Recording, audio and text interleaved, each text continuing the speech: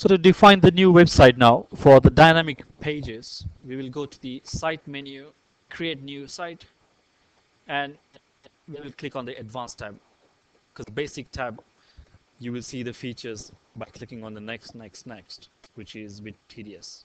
Okay. If it is static website, then basic interface is easy to use. But I would prefer using advanced tab because you'll get all information to set category wise rather than you see them by next. You know, it's just interface wise, advanced tab is easier to use. Okay. In terms of colors and some settings, CS6 will be slightly different. But then if you spend some time on it, you'll be okay with it. It's not that complicated. The first thing now we're going to define this website is local information. Okay. Now local information means any name you want to give this website for, because that name will appear in your manage site list. Okay. So here, because we're designing that eShop, I'm going to write eShop.com. Anything you want, really, it doesn't matter. And the local root folder, what should be the folder here? Click on the folder icon and go to My Computer, C drive, XAMPP, htdocs, that's the one. And in htdocs, where's it going? What can I didn't copy it, is it? All right, let me just copy as well quickly. Okay. Copy, C drive, XAMPP, sorry, htdocs. Now you can go back and browse the folder, which is C drive, XAMPP, htdocs, eShop. So that eShop is going to be the root folder because we are working in the local host environment. Okay. Default images folder, if you want, you can pick images folder as the default images folder for your website.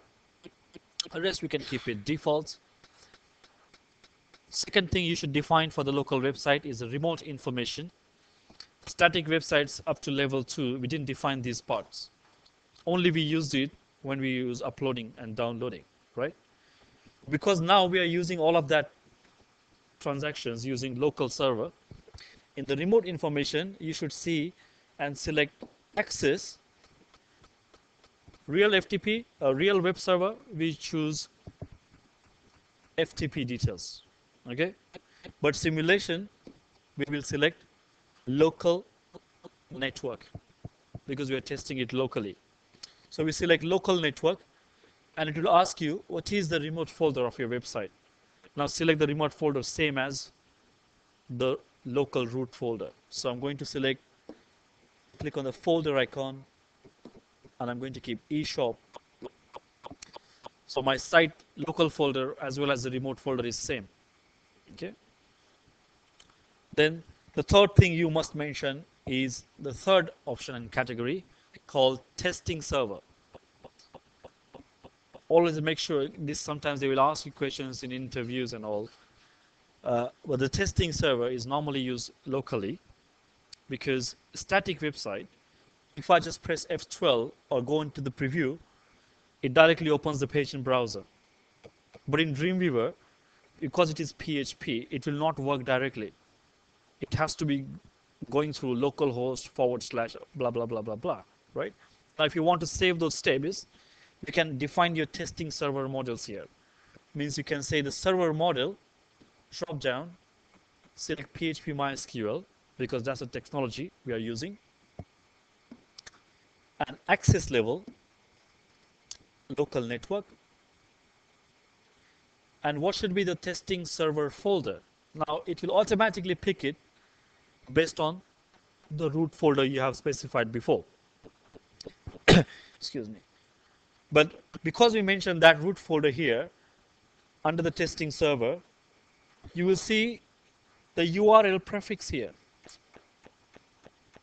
So at testing server stage, when you're defining the website, the moment you press F12, once we finish this process, the browser will only show you up to localhost. But in order to check our website, what do we have to type normally? If I want to check eShop, you will type localhost / eShop folder name as well. Now, if you want to keep avoiding all of that, it's best to keep that path here. All right. So if I'll just go here in my testing server URL, localhost / I will save my testing time. So when I'll do that, it will automatically go to this URL and inside this folder. You see? So that's the linkage between these two. Means you don't have to worry. Once PHP is working, site is defined, all you have to do is just create pages. And when you test, the pages will be automatically tested through the localhost server. Okay. Now this is why we pay Dreamweaver, obviously, because if we use notepads and all to type, it will work, but you will not get such easy comfort zone to test your pages. Okay. That's why people use Dreamweaver. Now, once I have these things specified here, final stage is just say OK. You can see here now in the right hand side files panel, it shows your local site here. Maybe let me just create one basic page here. Testing eShop page.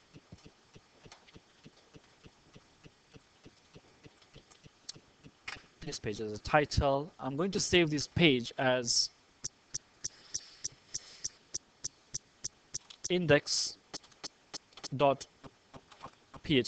let's say. I can even save it as HTML, right? Because there's no PHP for a while.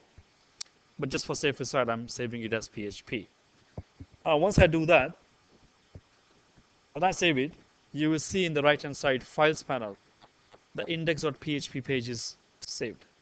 So if I want to test it, I don't have to go to the browser and type localhost and all.